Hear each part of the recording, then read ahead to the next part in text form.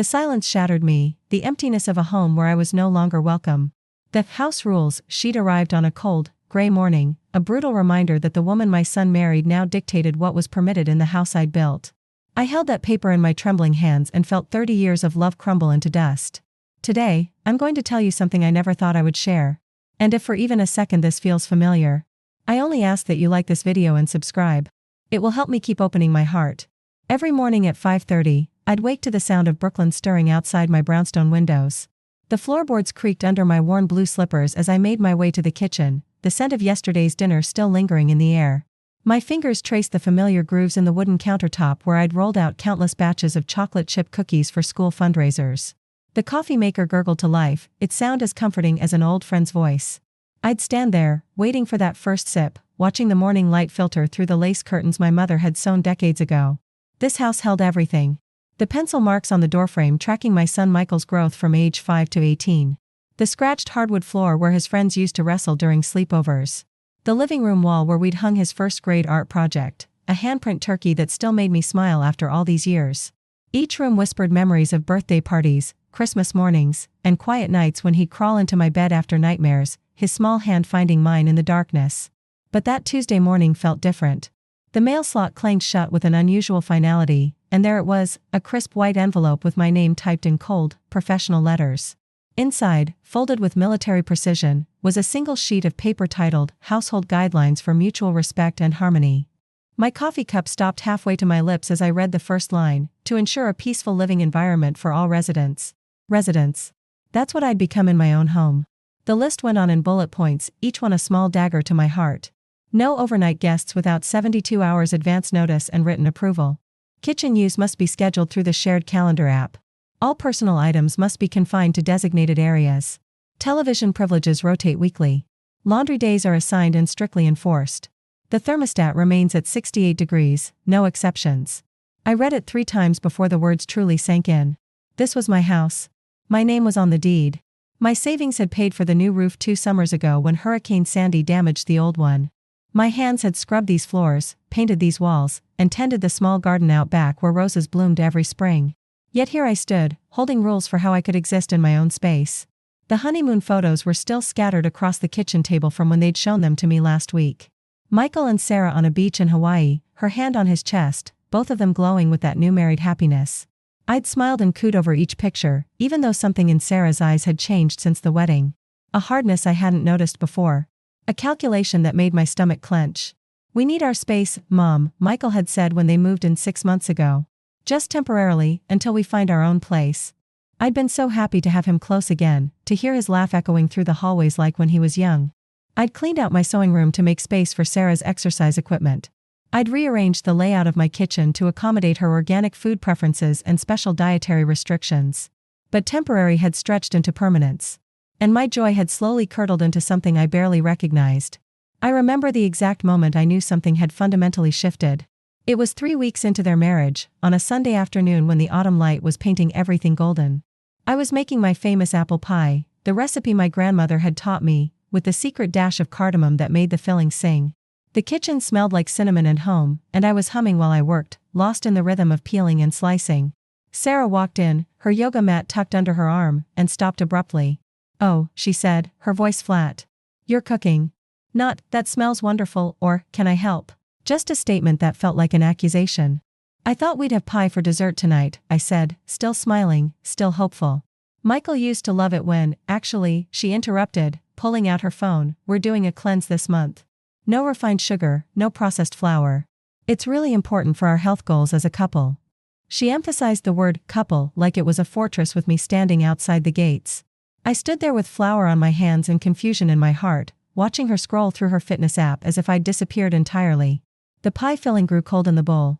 I wrapped it in plastic and put it in the refrigerator, where it stayed untouched until I finally threw it away a week later, the apples brown and mushy with neglect. That should have been my first warning. But love makes us blind to so many things, doesn't it? I told myself she was just passionate about health. I made excuses for her sharp edges, her dismissive glances, the way she'd change the subject whenever I spoke. Young couples needed their space, I reasoned. They were still figuring things out. I'd raised Michael alone after his father left when he was 7. Those had been lean years, working double shifts at the hospital laundry, coming home exhausted to help with homework and pack lunches and read bedtime stories. I'd watched every soccer game from the sidelines, cheering until my voice was hoarse. I'd driven him to guitar lessons, debate practice, and college tours, my old Honda burning oil but never failing to get us where we needed to go. When he graduated from Columbia with his engineering degree, I cried in the audience, my heart nearly bursting with pride. "We did it, Mom," he'd whispered when he hugged me afterward, his cap askew and his gown wrinkled. "We actually did it." We. That word had meant everything to me then. But somewhere along the way, we became I, and then I became invisible altogether. The signs had been there for months, subtle at first, then increasingly bold. The way Sarah would rearrange things I'd just cleaned. The comments about how dated my furniture looked. The suggestion that maybe I'd be more comfortable eating dinner in my room sometimes, to give them privacy as newlyweds. "It's nothing personal, Mom," Michael had said when I'd finally worked up the courage to mention it. "Sarah just has some really good ideas about household management. She studied interior design, you know. And she comes from a family where everyone has clearly defined roles. It actually makes things run more smoothly." More smoothly for whom, I wanted to ask. But I bit my tongue and nodded, the way I'd been doing for months. The way I'd been doing my whole life, really. Keeping the peace. Making everyone else comfortable. Swallowing my own needs until they felt like stones in my throat. The morning I found the rules sheet, I sat at that kitchen table for 2 hours, reading and rereading those typed lines. My coffee grew cold. My toast remained untouched. Outside, Brooklyn was waking up, car doors slamming, dogs barking, children calling to each other on their way to school. Life continuing as normal while mine cracked apart at the seams. I thought about my mother, gone now for 15 years, and how she'd sacrificed everything for her family. How she'd worked her fingers to the bone in textile factories, never complaining, never asking for recognition. "A woman's worth is measured by what she gives," she used to say, pressing my small hand in hers as we walked to church on Sunday mornings. But what happens when you give everything and they still want more? What happens when your love becomes a burden they resent, your presence an inconvenience they regulate with typed rules and scheduled time slots? I walked through my house that morning like a stranger, seeing it through new eyes. The wedding photos on the mantel where Sarah's family dominated every shot, while I appeared in only 2 pictures, pushed to the edges like an afterthought. The guest bathroom where my toiletries had been moved to a small basket under the sink, replaced by Sarah's extensive skincare routine that covered every surface. In what used to be my sewing room, I found boxes of my things stacked against the wall. My quilting supplies, the photo albums I'd meticulously maintained for 30 years, my collection of vintage teacups that had belonged to my grandmother. All of it pushed aside to make room for Sarah's exercise bike and meditation corner. I opened one of the photo albums, my hands shaking slightly as I turned the pages. There was Michael at age 3, chocolate cake smeared across his face at his birthday party. Michael at 10, missing his front teeth, holding up a fish we'd caught on our camping trip to the Adirondacks. Michael at 18, handsome in his prom tuxedo, his arm around a girl whose name I couldn't even remember now. Where had that laughing boy gone? When had he become this stranger who spoke to me in carefully measured sentences, who looked through me instead of at me, who let his wife make rules about how I could exist in my own home? I closed the album and pressed it against my chest, feeling the weight of all those captured moments. All those years of loving without reservation, giving without expectation, believing that family meant something sacred and unbreakable. The tears came then, hot and silent, sliding down my cheeks as I sat surrounded by the boxes of my displaced life. I cried for the son I'd lost somewhere along the way. I cried for the future I'd imagined where grandchildren would play in this house, where holidays would be warm and full of laughter. I cried for the woman I'd become, invisible, diminished, reduced to a list of rules in her own home. But mostly, I cried because I didn't know how to fight back anymore. The fight had been trained out of me over decades of putting others first, of believing that love meant sacrifice, that good mothers swallowed their pain and smiled through their discontent. That afternoon, Sarah came home from her yoga class, her mat still tucked under her arm, her face glowing with post-workout endorphins. She found me still sitting at the kitchen table, the rules sheet spread out before me. "Oh good," she said, not seeming to notice the tear stains on my cheeks. "You got my list. I hope it helps clarify things. Michael and I just want to make sure we're all on the same page about boundaries and expectations." Boundaries. Expectations. Corporate words in a place that should have been about love. "This is my house, Sarah," I said quietly, my voice barely above a whisper. She paused in the middle of taking off her sneakers, one foot still raised. "Well, yes, technically. But we all live here now, so we all need to respect each other's needs. It's really just about being considerate." Considerate. As if I hadn't been considerate for 6 months while she rearranged my life piece by piece. I don't remember you asking what my needs were, I said, something hard crystallizing in my chest. Sarah's face shifted, a flash of irritation crossing her features before she smoothed it away. Of course we care about your needs, Mom. The word mom sounded forced, performative. That's exactly why I made the list. So we can all coexist peacefully. Coexist. Like strangers. Like tenants in a boarding house. That evening, Michael came home from work to find me in the living room, still holding that damned piece of paper. He looked tired, his shoulders slumped under his suit jacket, his tie loosened around his neck. For a moment, I saw the boy he used to be, coming home exhausted from soccer practice, looking for comfort and love. Hey, Mom, he said, dropping into the chair across from me. Long day? We need to talk, I said, holding up the rules sheet. His face immediately closed off, that careful blankness sliding into place like armor. Look, I know it seems formal, but Sarah has some really valid points about household management. Living with multiple adults requires structure. I've lived in this house for 32 years, Michael. I raised you in this house. I've managed this household longer than Sarah has been alive. He flinched at that, running his hand through his hair, a gesture I recognized from his childhood, something he did when he was trying to figure out how to explain something difficult. It's not about your capability, Mom. It's about adaptation. About evolving with changing circumstances. Sarah comes from a family where everyone has defined roles and responsibilities. It prevents conflict. And what's my role supposed to be? I asked. Guest? Tenant? Stranger in my own home? Don't be dramatic. The dismissal in his voice cut deeper than I'd expected. It's just temporary anyway, until we find our own place.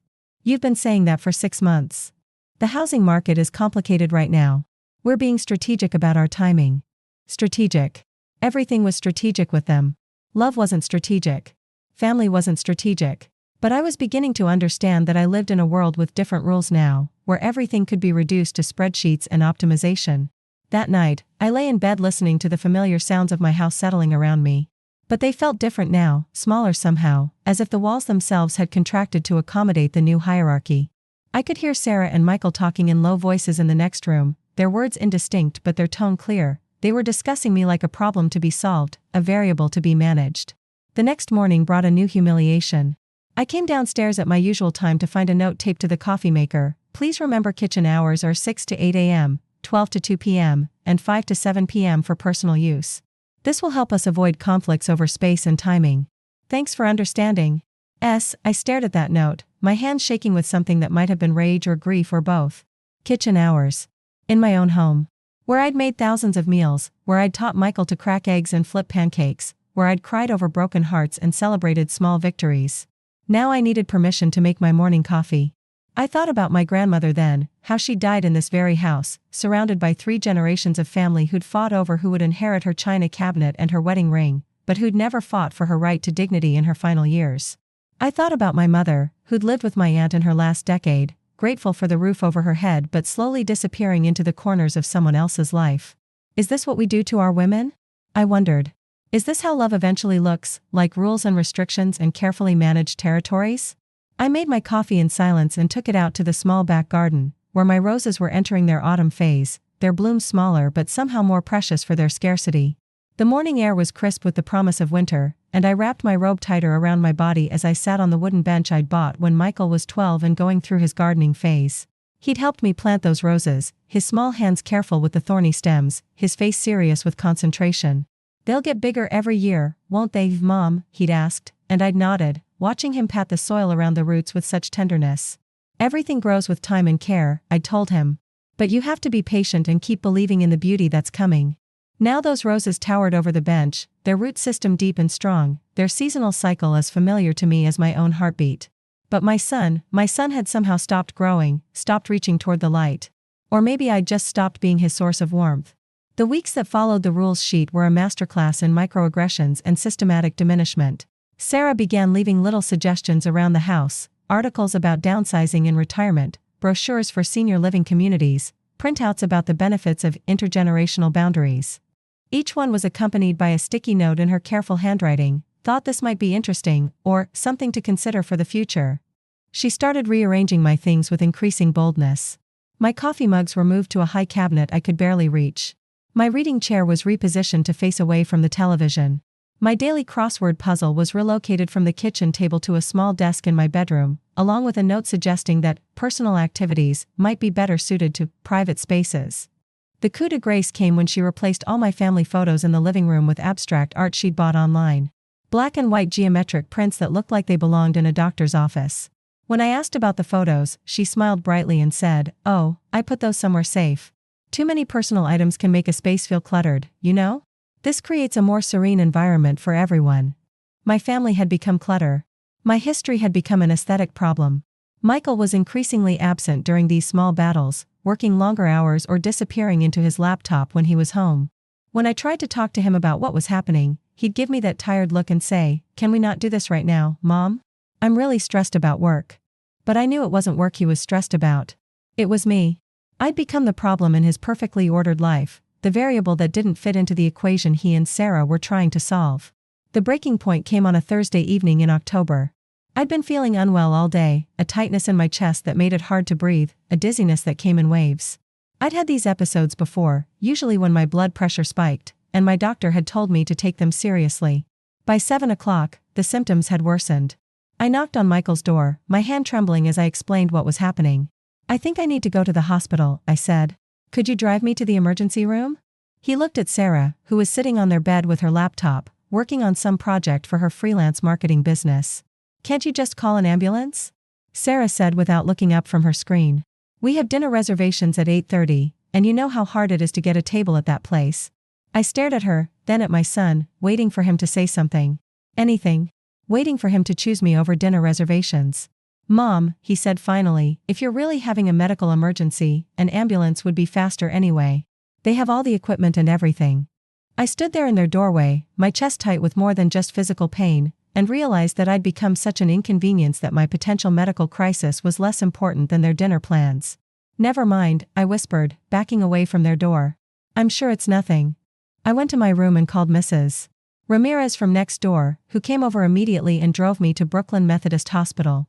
The emergency room doctor said it was a mild panic attack, likely brought on by stress, and sent me home with instructions to rest and follow up with my primary care physician.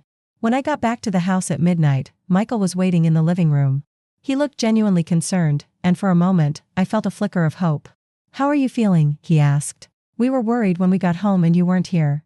Not worried enough to skip dinner, I thought, but I just nodded and said, "I'm fine. Just a panic attack." "Good," he said, relief evident in his voice. "I'm glad it wasn't serious. But Mom, you really scared us. Maybe next time you could leave a note or something, just so we know where you are?" A note. So they'd know where their mother was while she sought emergency medical care alone. "Of course," I said. "I wouldn't want you to worry."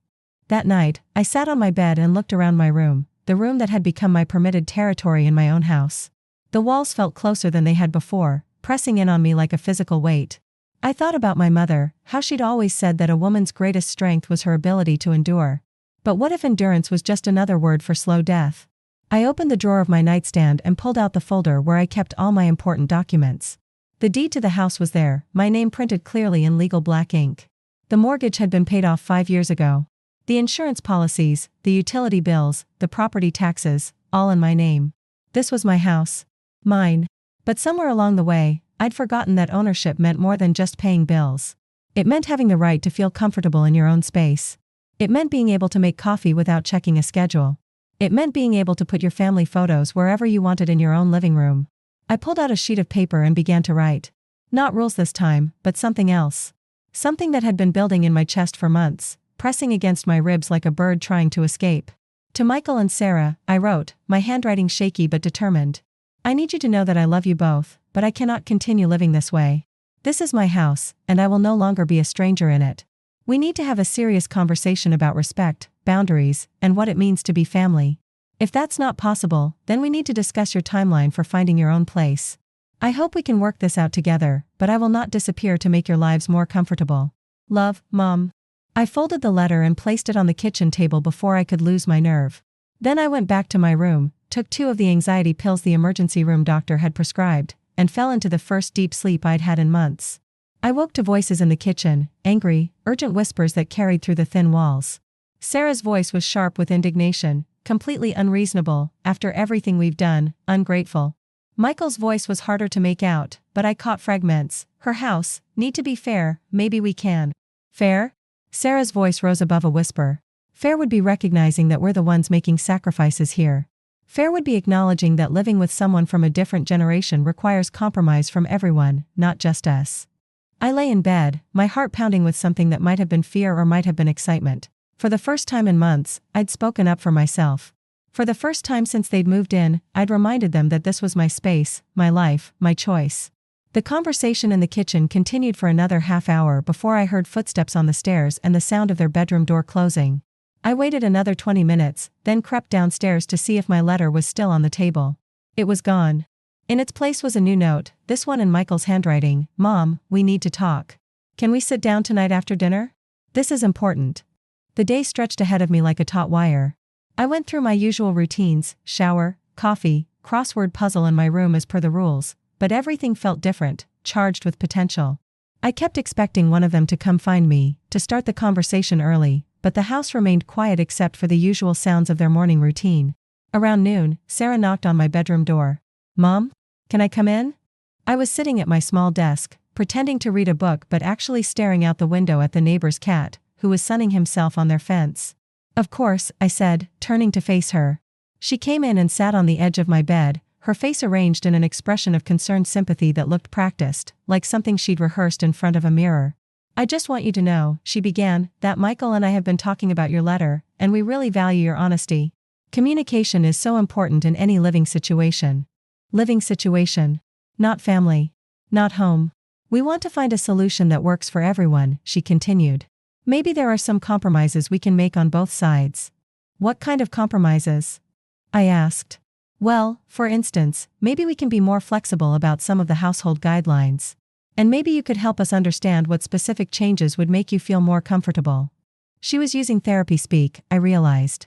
The kind of language people used when they were trying to manage a difficult situation without actually changing anything fundamental. Sarah, I said, and something in my voice made her sit up straighter. This is my house. I shouldn't have to negotiate for the right to feel comfortable in it. Her face shifted, the sympathetic mask slipping for just a moment to reveal something cooler underneath.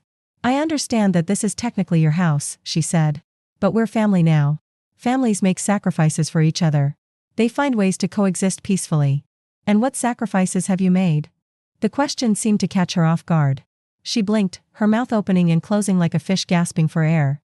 We've made lots of sacrifices. We moved in here instead of getting our own place. We've adjusted our lifestyle to accommodate multi-generational living. We've tried to create systems that work for everyone. Systems that work for you, I corrected. Systems that make me feel like a guest in my own home. Sarah stood up then, her composure cracking visibly. You know what, she said, her voice losing its careful modulation. Maybe that's the problem right there. Maybe you need to accept that things change when families grow. Maybe clinging to outdated ideas about ownership and control is exactly what's causing all this friction. Outdated ideas about ownership. In my own home. I think, I said, standing up to face her, that you should start looking for your own place. Seriously this time.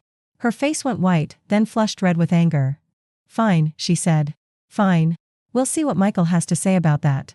She left my room, her footsteps sharp on the hardwood floor. I heard her bedroom door slam, followed by the muffled sounds of an urgent phone call. I couldn't make out the words, but the tone was clear, she was rallying her troops.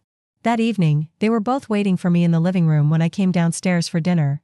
Michael was sitting in my armchair, the one I'd bought specifically for my back problems, while Sarah perched on the couch with a notebook in her lap.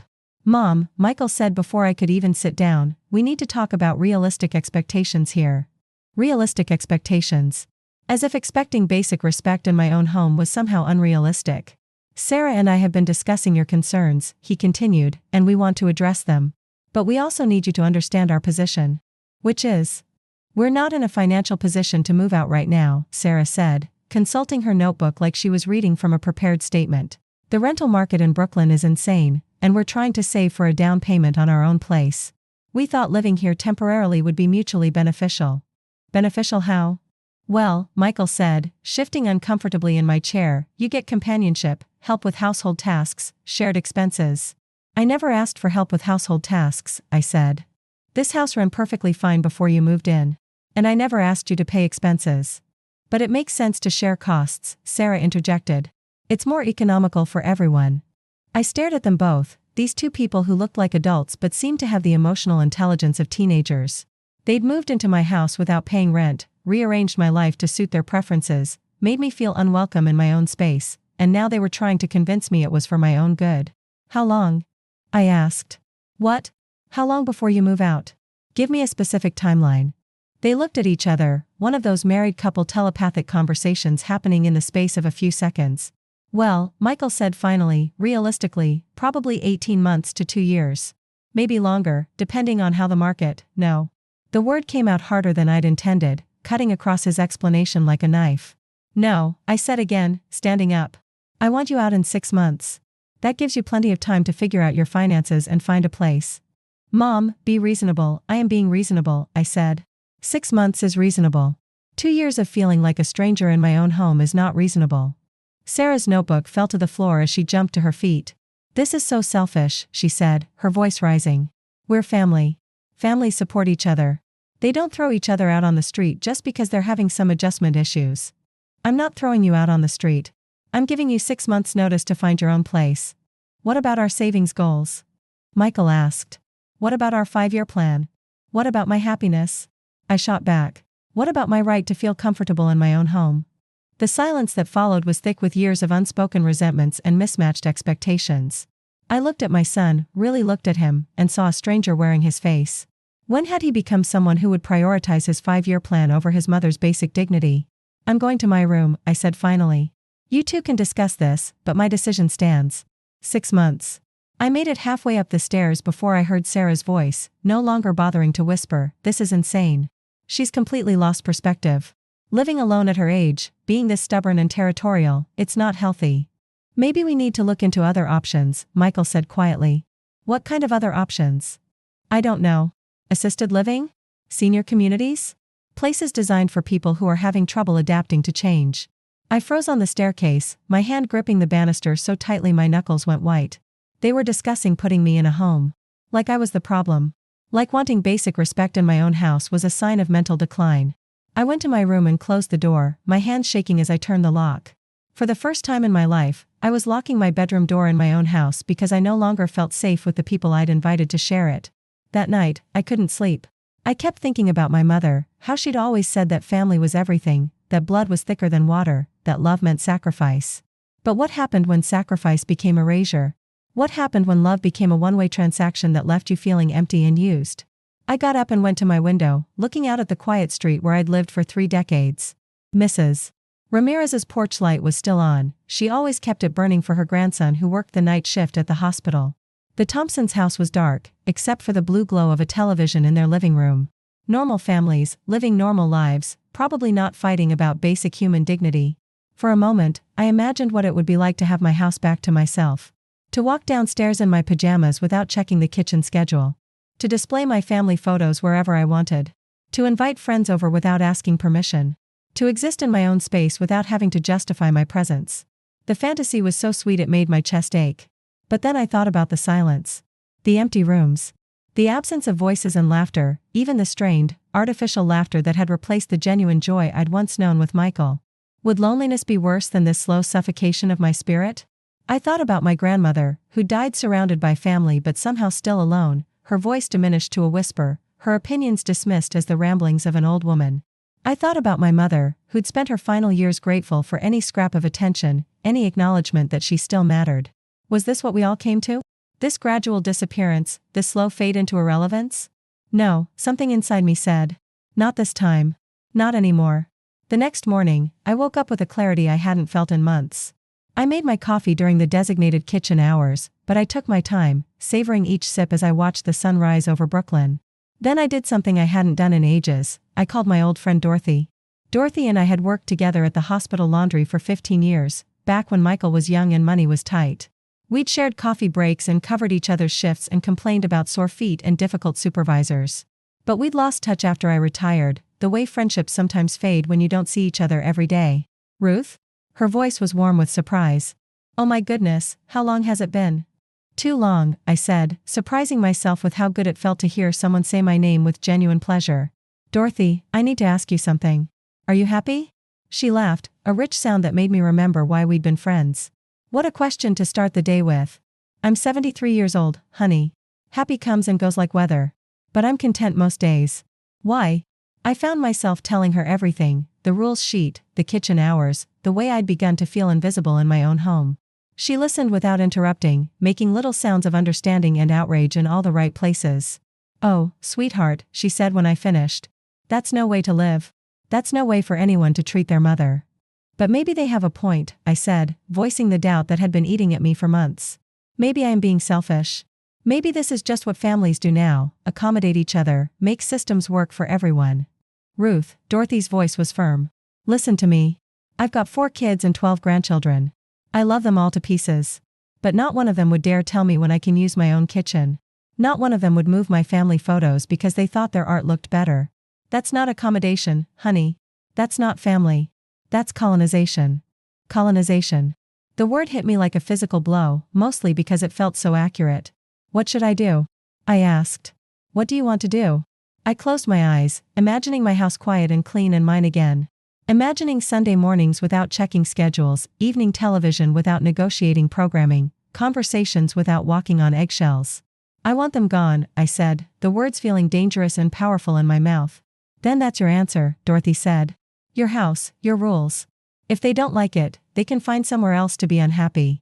After I hung up, I sat in my room and made a list. Not rules this time, but actions. Things I was going to do to reclaim my life, my space, my sense of self. First, I was going to stop following the kitchen schedule. I was going to make coffee whenever I wanted, cook whatever I pleased, and eat at my own table. Second, I was going to put my family photos back in the living room, right where they belonged. Third, I was going to set a firm move-out date and stick to it, regardless of their protests or guilt trips. Fourth, I was going to start living like someone who mattered, like someone whose happiness and comfort were just as important as anyone else's. The transformation didn't happen overnight, but it started that very day. I went downstairs at 10:30 in the morning, well outside my designated kitchen hours, and made myself a full breakfast. Eggs over easy, toast with butter, fresh orange juice, the works. I ate at the kitchen table while reading the newspaper, taking my time, savoring both the food and the rebellion. Sarah found me there when she came down for her mid-morning protein smoothie. Oh, she said, stopping in the doorway. I thought kitchen hours were, this is my kitchen, I said without looking up from the crossword puzzle. I'll use it when I need to. She stood there for a moment, clearly debating whether to push the issue. Then she grabbed her protein powder and a banana and left without another word. That evening, while they were at their couples yoga class, I went into the living room and took down all of Sarah's geometric art. I carried it to the basement and stacked it neatly in a corner, then went back upstairs to retrieve my family photos from whatever drawer or closet they'd been banished to. I spent an hour arranging them just the way I liked, Michael's school photos in chronological order on the mantel, vacation pictures scattered across the side tables, my parents' wedding portrait back in its place of honor above the couch. The room looked like itself again, like a place where real people with real history had lived and loved and grown. When Michael and Sarah came home, they found me sitting in my armchair, reading a book surrounded by the faces of my past. Mom, Sarah said, her voice carefully controlled, what happened to the artwork we put up? I put it away, I said. I prefer my family photos. But we talked about creating a more neutral environment. This is my house, I said, closing my book and looking directly at her. I want to see my family in my living room. Michael cleared his throat. Mom, we're just trying to create a space that feels comfortable for everyone. Then you should have thought of that before you made me uncomfortable in my own space. The standoff continued for several days. They would passive-aggressively rearrange things, and I would calmly put them back where I wanted them. They would leave notes about consideration and mutual respect, and I would throw them away without reading them completely.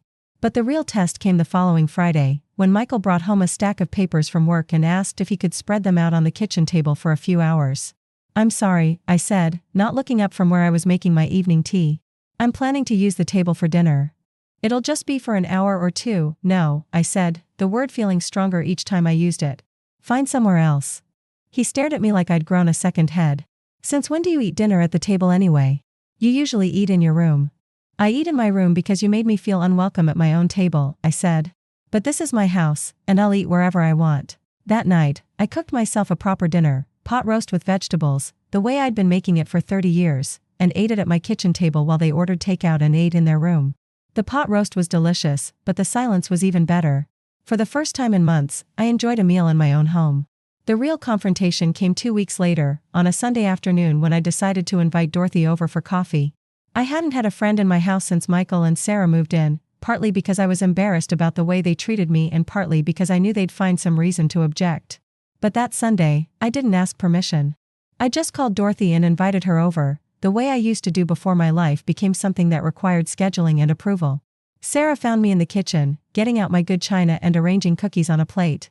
"Are you expecting someone?" she asked. "My friend Dorothy is coming for coffee." "Oh." Sarah's face went through several micro-expressions before settling on polite concern.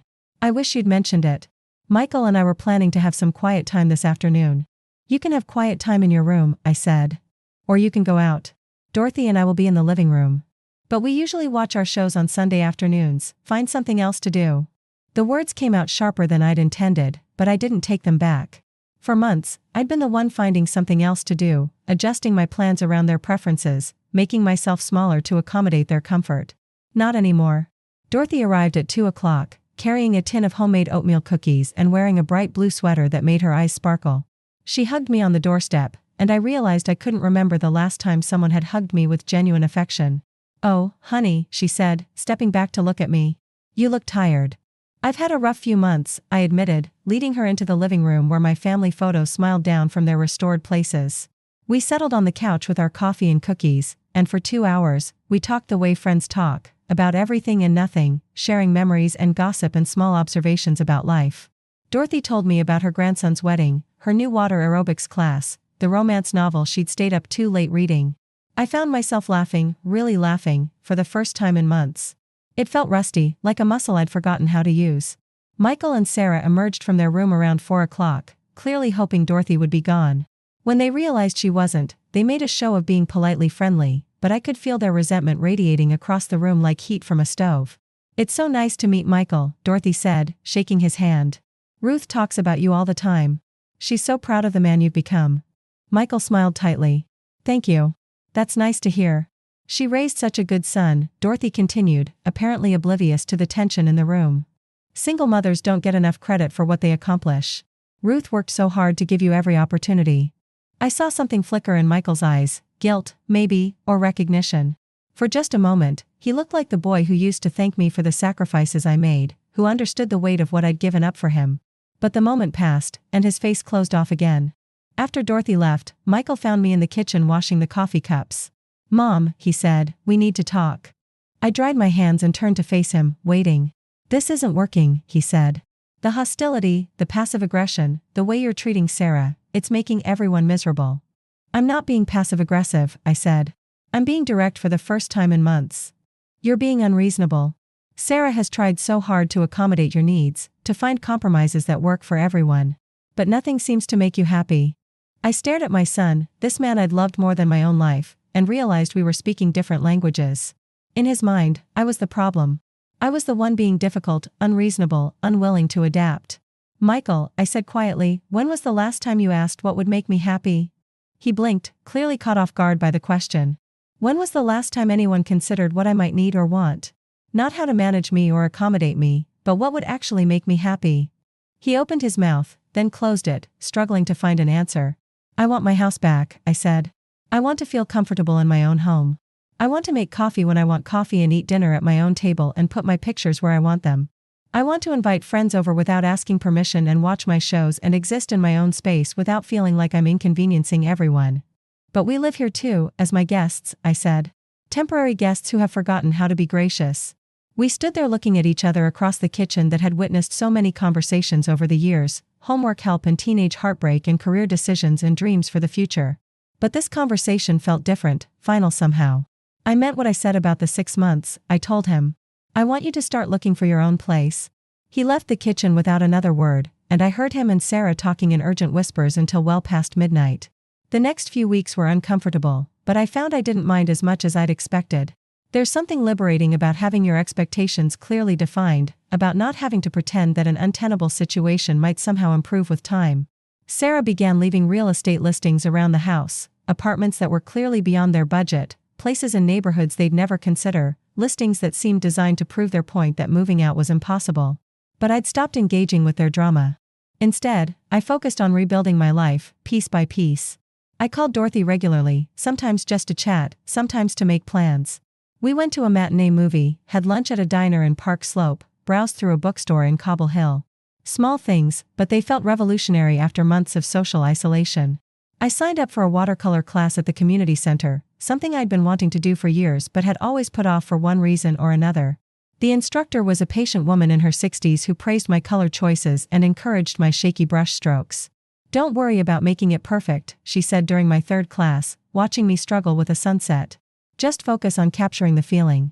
I started sleeping better. The knot of anxiety in my chest began to loosen. I caught myself humming while I did housework, something I hadn't done since before the wedding. But the real change came when I realized I'd stopped checking the clock before I went to the kitchen. I'd stopped automatically deferring to their preferences, stopped making myself smaller to avoid conflict. I was living like someone who belonged in her own home. The breaking point came exactly 6 weeks after I'd given them notice. I was in the living room, working on a watercolor of my back garden, when I heard Sarah on the phone in the kitchen. "No, Mom, it's impossible," she was saying, her voice carrying clearly through the thin walls. "She's being completely unreasonable. We can't afford to move right now, but she won't listen to logic." I set down my brush and listened, something cold settling in my stomach. "I know," Sarah continued. "Michael keeps saying we should just wait her out, that she'll come to her senses eventually. But honestly, I think she might be having some kind of mental health crisis. The way she's acting, so territorial and hostile, it's not normal for someone her age." Mental health crisis. Because wanting respect in my own home wasn't normal. "We might have to look into other options," Sarah said.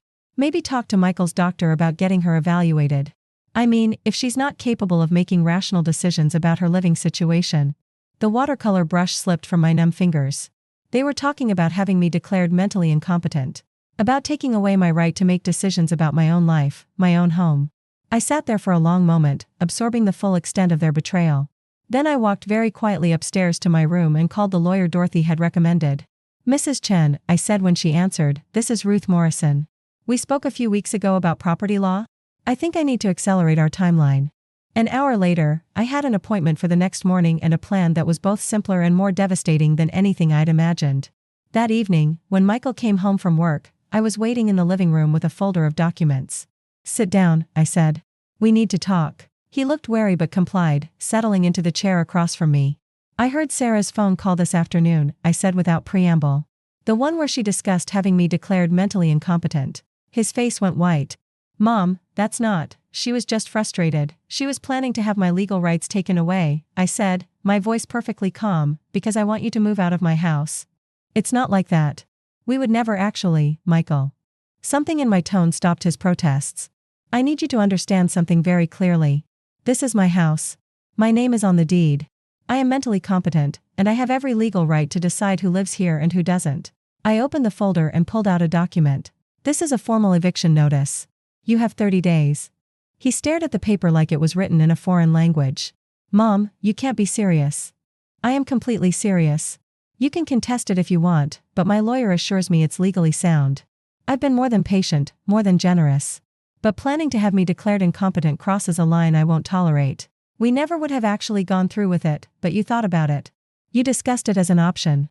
You looked at your mother, who raised you alone, who sacrificed everything for you, and decided that my refusal to be treated like a stranger in my own home was evidence of mental decline."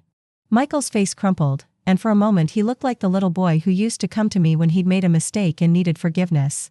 "I'm sorry," he whispered. "I'm so sorry, Mom. I never meant for it to get this bad." "I know you didn't," I said, my voice gentler but still firm. "But it did get this bad. And sorry doesn't undo the damage." Sarah appeared in the doorway, her face flushed with anger. "This is ridiculous," she said, clearly having heard at least part of our conversation. "You're being completely unreasonable. We're family." I looked at her, this woman who'd moved into my house and tried to erase me from my own life, and felt nothing but tired acceptance. "Family doesn't try to have each other declared incompetent," I said. "Family doesn't make rules about when you can use your own kitchen. Family doesn't treat each other like problems to be managed. We were trying to create structure, you were trying to control me. And when I refused to be controlled, you decided I must be crazy." I stood up and walked to the window, looking out at the street where I'd lived for 30 years, where I planned to live for however many years I had left. 30 days, I said without turning around. "Find somewhere else to build your life together. Just not in mine." The silence behind me was deafening. Then I heard footsteps, Sarah's sharp heels on the hardwood, Michael's slower, heavier tread. Their bedroom door closed with a soft click, and I was alone in my living room, surrounded by my family photos and the ghostly scent of old roses. For the first time in months, the silence felt peaceful. The next 30 days passed in a strange suspension of normal life. Michael and Sarah moved through the house like wary cats, speaking in whispers, packing boxes with the kind of resentful efficiency that comes from having no choice but to comply. They found an apartment in Queens, a cramped one-bedroom that cost twice what they'd been hoping to pay. I heard them on the phone with Sarah's parents, explaining the situation in terms that made me sound like an unstable tyrant who'd suddenly snapped for no reason. I didn't try to correct their narrative. I was beyond caring how they justified their situation to other people. Instead, I focused on preparing for my life after they left.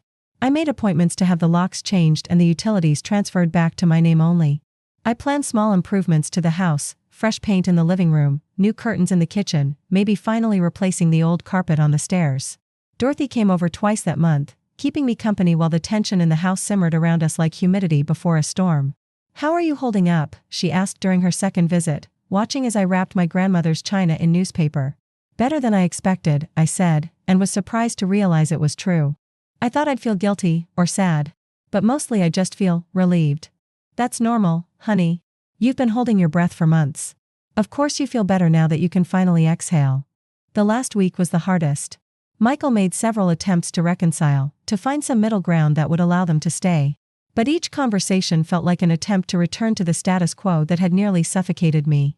"Can we try again?" he asked one evening, finding me in the kitchen making dinner for one. "Maybe with clearer boundaries, better communication?" I looked at my son, really looked at him, and saw someone who still didn't understand what had gone wrong. In his mind, this was a failure of communication, a problem that could be solved with the right systems and schedules. He didn't understand that the problem was deeper than logistics. The problem was that he'd stopped seeing me as a person whose feelings and preferences mattered as much as his own. "I love you, Michael," I said. "I always will. But I can't live with you anymore." "Because of the house rules? Because of the kitchen schedule?" "We can change all that, because you forgot that I'm your mother," I said quietly.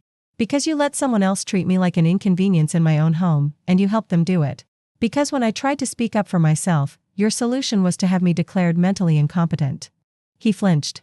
"That was just talk. We never would have, but you thought about it. And that changes everything." On their last day, I made myself scarce. I spent the morning at the community center, working on a watercolor of the Brooklyn Bridge, and had lunch with Dorothy at our favorite diner. When I came home that evening, the house was quiet and empty except for the boxes they'd left stacked by the door for the Goodwill pickup. Their keys were on the kitchen table, along with a note from Michael. "Mom, I hope someday you'll understand that we never meant to hurt you. We love you. Please call if you need anything." I read the note twice, then folded it and put it away. Maybe someday I'd want to remember exactly how he'd said goodbye. But not today. That first night alone in my house was strange and wonderful. I made myself a cup of tea and walked from room to room, touching surfaces that belonged to me again, sitting in chairs that no one would move without asking, planning changes that no one would veto or negotiate. The silence was profound, but it wasn't empty. It was full of possibility. I called Dorothy around 9 o'clock, just to hear another person's voice. "How does it feel?" she asked. "Quiet," I said. "But good quiet. Like the difference between holding your breath and meditating." "Any regrets?" I considered the question seriously, looking around my living room where my family photos smiled down from their proper places. "No," I said, surprising myself with the certainty in my voice. "No regrets." The first few weeks alone were an adjustment. I'd grown accustomed to the sounds of other people in the house, footsteps overhead, water running, the low murmur of conversation. Now there was just me, and the settling sounds of an old house, and the distant hum of Brooklyn life outside my windows. But I didn't feel lonely. Instead, I felt like I was remembering how to be myself. I started each morning with coffee at my kitchen table, reading the newspaper without checking a schedule or worrying about inconveniencing anyone.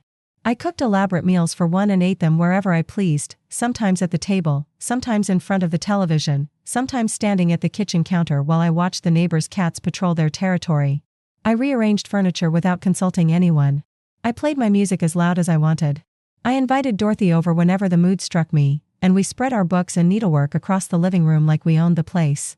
Which, of course, I did. Mrs. Ramirez from next door started dropping by more frequently, usually with some excuse about borrowing sugar or sharing gossip, but really just to check on me. I appreciated her concern, even if I didn't need it. You seem lighter, she said one afternoon, settling into my kitchen chair with a cup of coffee and a piece of my apple cake. Happier. I feel lighter, I said. Like I've been carrying a weight I didn't even realize was there. Sometimes family can be the heaviest burden, she said, her accented English soft with understanding. We love them, but love doesn't mean disappearing yourself. 3 months after Michael and Sarah moved out, I got a letter in the mail. Not an email or a text, but an actual letter, written on Sarah's expensive stationery. Dear Mom, it began, and I almost laughed at the presumption of that greeting. I've been doing a lot of thinking since we moved out, and I wanted to apologize for some of my behavior.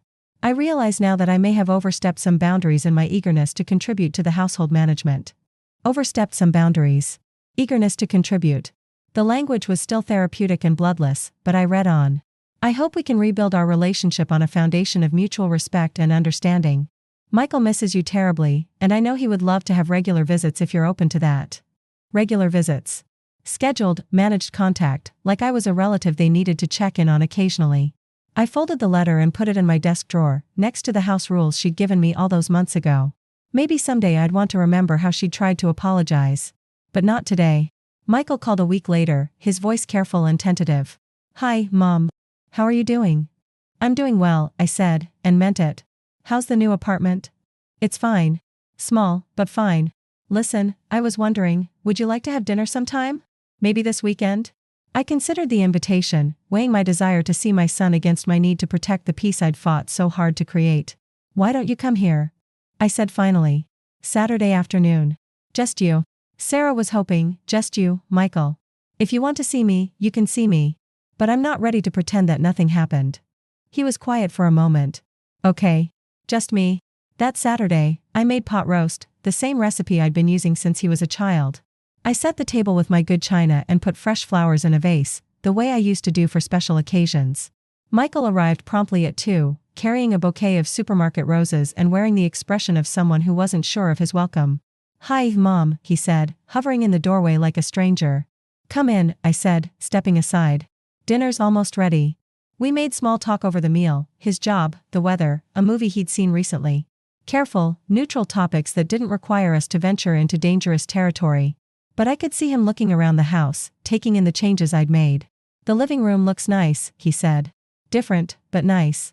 I rearranged some things, I said. Put my pictures back where I wanted them. He nodded, something flickering in his eyes that might have been shame. After dinner, we sat in the living room with coffee, the silence stretching between us like a bridge we were both afraid to cross. Mom, he said finally, I owe you an apology. I waited, not making it easier for him. I got so caught up in trying to make my marriage work, in trying to keep everyone happy, that I forgot. I forgot who you were. What you meant to me. What you'd sacrificed for me. His voice cracked on the last words, and I saw tears in his eyes. I let Sarah call the shots because it seemed easier than dealing with conflict. But I should have protected you. I should have made sure you felt welcome and valued in your own home. I should have remembered that you're my mother, not just some roommate to be managed. I felt my own eyes fill with tears, the first I'd shed over this whole situation. I'm sorry, he whispered. I'm so sorry, Mom. I reached across the space between us and took his hand, feeling the familiar shape of his fingers, remembering when they were small enough to be completely enclosed in mine. I forgive you, I said, because he was my son and because forgiveness was the only way forward. But things have to be different now. I know. I understand. Do you? I asked. Do you really understand? Because it's not just about house rules or kitchen schedules. It's about basic respect. It's about remembering that I'm a person with feelings and preferences and the right to be comfortable in my own space.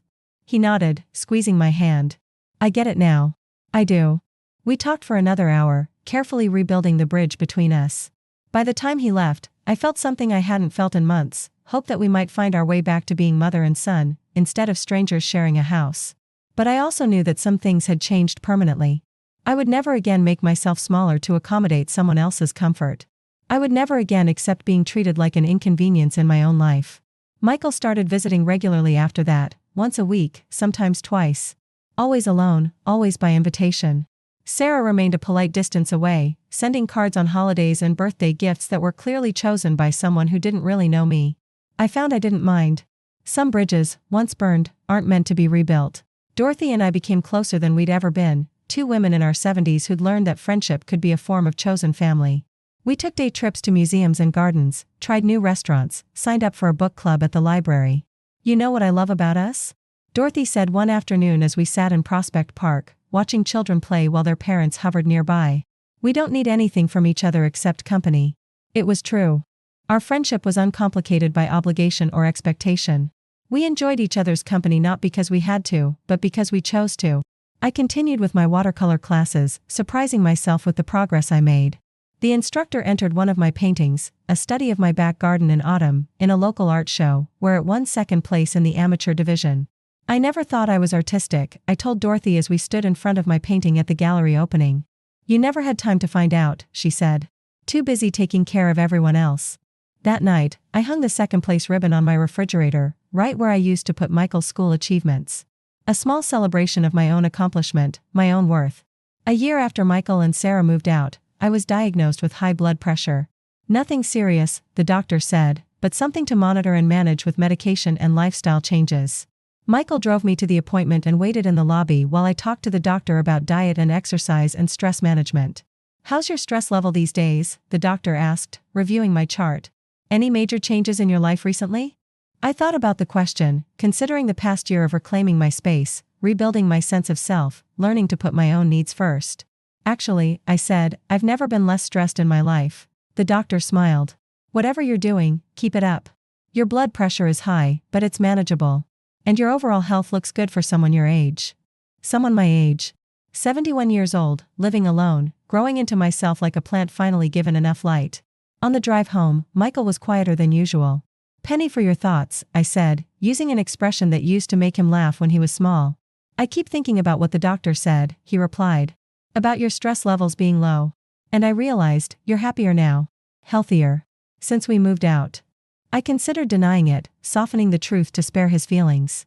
But we'd moved beyond that kind of protective dishonesty. Yes, I said. I am. He nodded, his hands tightening on the steering wheel. I'm glad. I mean, it hurts that we made you so miserable. But I'm glad you're happy now.